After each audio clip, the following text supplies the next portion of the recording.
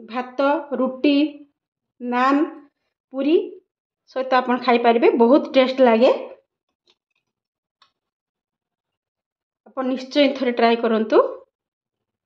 आपन तो बहुत प्रकार चिकन करथिबे थरे ए टाइप रे करके देखंतु केते अल्प समय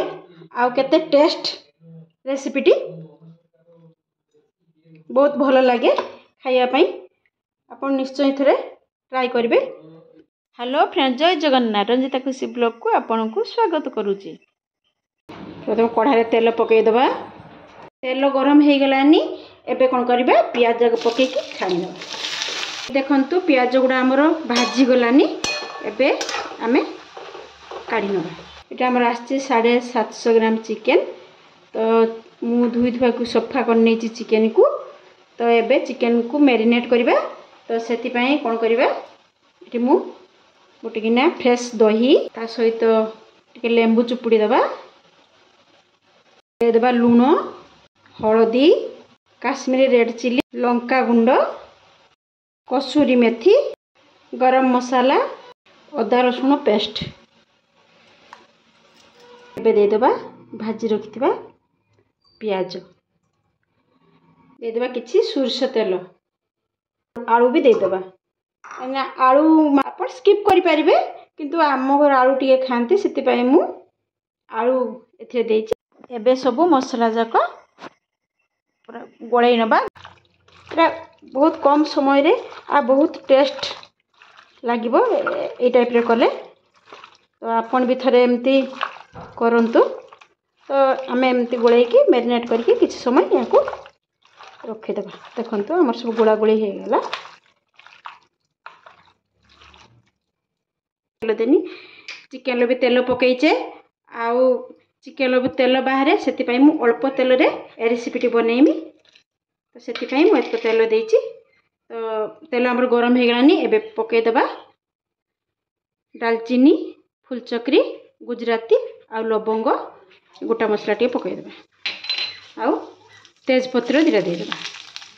मसला आमर देखंतु हो गलानी एबे कोन करिया मैरिनेट करथिया मांस को दीटा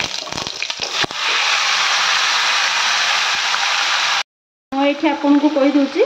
फ्रेश दही ही देबे खट्टा दही बिल्कुल देबेनी खट्टा दही देने टेस्ट भल लगे फ्रेश दही देबे तो एबे आमे कोन करबा इसको एमती कषि देबा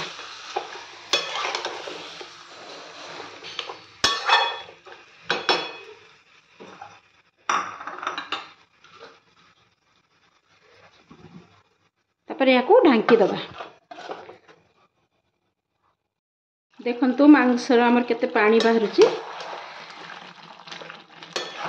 ए पानी सुखिला पर्यंत हमको कषिया पई हो एबे देखंतु हमर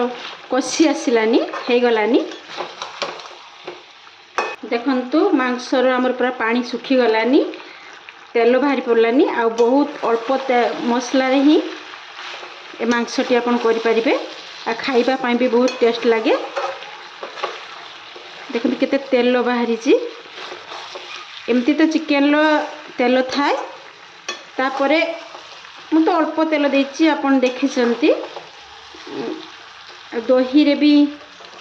ऑयली थाए ना सेति पई देखंतु केते तेल हो गई आपण चाहिले एमती कषा भी खाई परिबे बहुत टेस्ट लगे नले भात रो खाया पई हेले तो टिके जूस करवा दरकार तो पानी भी पकई पारे बहुत कम समय भितर रेसिपीटी हो जिवो आपन थरे निश्चय ट्राई करिवे ए रेसिपीटी कलर भी कितना सुंदर आछे आपन देखंतु चिकन भी हमर पूरा सिझी गलानी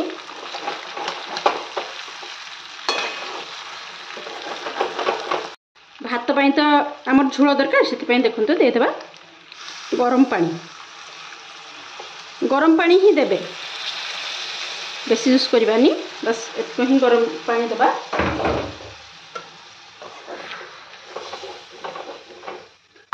चिकन को बेसी झोल कले भल लागेनी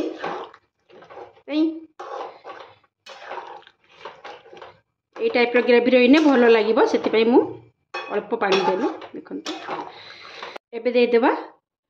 घर करथिबा गुजराती दालचीनी और लवंग ये 3टी मसला ही देबे देखिए मांसर टेस्टा केते सुंदर हबो। तो तापर आउ टिके देदेबा हमें भाजी रखिथिबा प्याज उपरे गार्निश पाई निश्चय देबे ए रेसिपी पाई ए प्याज भजाटा ही टेस्ट करेइबो। तो आपण भी थरे एमती करंतु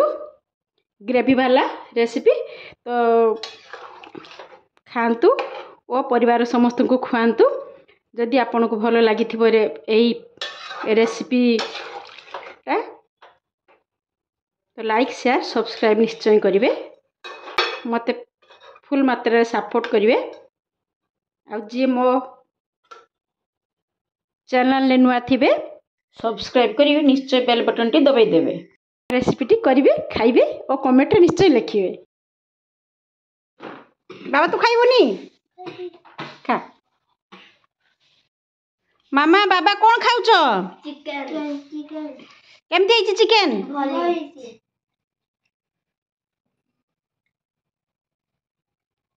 यामी यामी लगुचु।